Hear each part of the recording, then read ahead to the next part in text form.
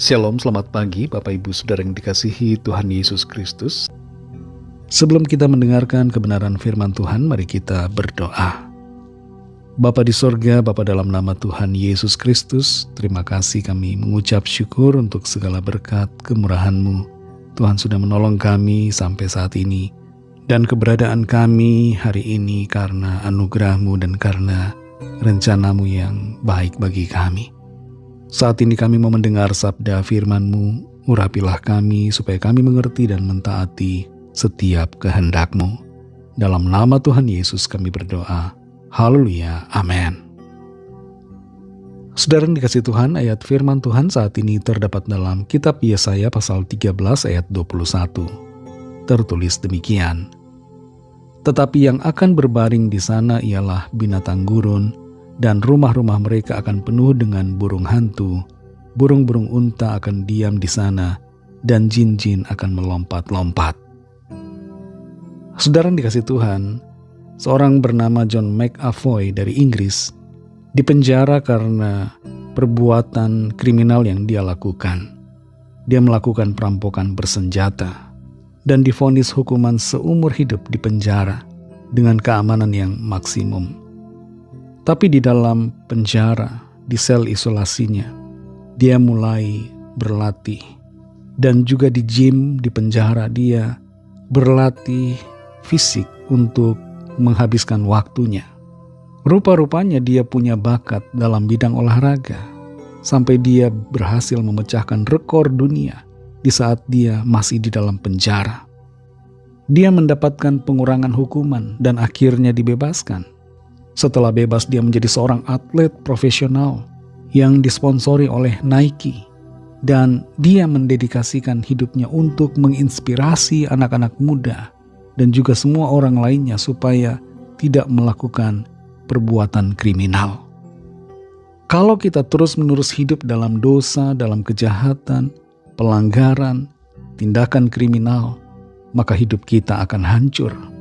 Tapi kalau kita hidup dalam kebaikan, kebenaran, menjalani hidup secara positif, membawa manfaat bagi diri sendiri dan juga orang lain, bahkan juga memuliakan nama Tuhan, maka hidup kita akan mengalami berkat. Dalam ayat ini saudara, di Yesaya 13 ayat 21 tertulis firman Tuhan, ucapan ilahi terhadap Babel. Dikatakan di sini, tetapi yang akan berbaring di sana ialah binatang gurun, dan rumah-rumah mereka akan penuh dengan burung hantu. Burung-burung unta akan diam di sana, dan jin-jin akan melompat-lompat. Babel yang tadinya dipakai Tuhan untuk menjalankan hukuman bagi bangsa Israel, pada akhirnya mengalami penghukuman juga dari Tuhan karena kesombongannya. Ayat demi ayat dari pasal ini menunjukkan apa yang terjadi pada Babel. Dan salah satunya di ayat ini dikatakan bahwa negeri itu akan menjadi sepi.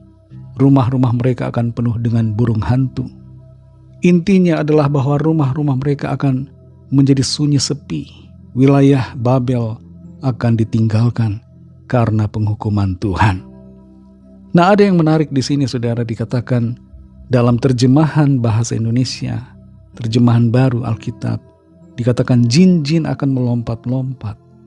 Sebenarnya saudara, kalau kita perhatikan ayat demi ayat, baik ayat sebelumnya, ayat 21 dan ayat sesudahnya, maka yang dibicarakan adalah binatang-binatang liar yang akan tinggal di rumah-rumah dan wilayah yang sepi itu yang ditinggalkan, yang dihukum Tuhan. Dan penerjemahan kata jin di sini tidak begitu tepat sebenarnya. Dalam terjemahan yang lain, apa yang diterjemahkan jin dalam terjemahan baru Alkitab tidak lain adalah kambing-kambing liar. Jadi ini bukanlah jin sebagaimana yang mungkin sebagian orang pikirkan. Dan sekali lagi penerjemahan jin ini kurang tepat. Tapi intinya di sini saudara adalah bahwa dosa, pelanggaran, kejahatan akan membawa hukuman.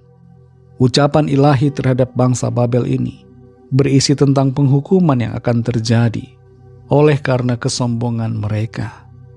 Tapi saudara yang dikasihi Tuhan, perlu kita juga mengerti bahwa sebenarnya kalau saja bangsa Babel mau bertobat, maka penghukuman itu tidak akan terjadi. Sama halnya dengan bangsa Niniwe yang tidak jadi mengalami penghukuman Tuhan karena mereka melakukan pertobatan nasional. Seluruh raja dan rakyatnya bertobat ketika ditegur oleh Yunus yang diutus oleh Tuhan ke sana. Saudara yang dikasihi Tuhan, kalau ada di antara kita yang hidupnya saat ini dalam pelanggaran, dalam kejahatan, dalam tindakan yang sangat-sangat berbahaya, perbuatan-perbuatan yang berlawanan dengan kehendak firman Tuhan, mari bertobat dan hidup dalam kebenaran firman Tuhan, supaya ada perbaikan dalam kondisi kehidupan kita. Pertobatan akan membawa berkat, sebaliknya terus hidup dalam dosa akan membawa kehancuran.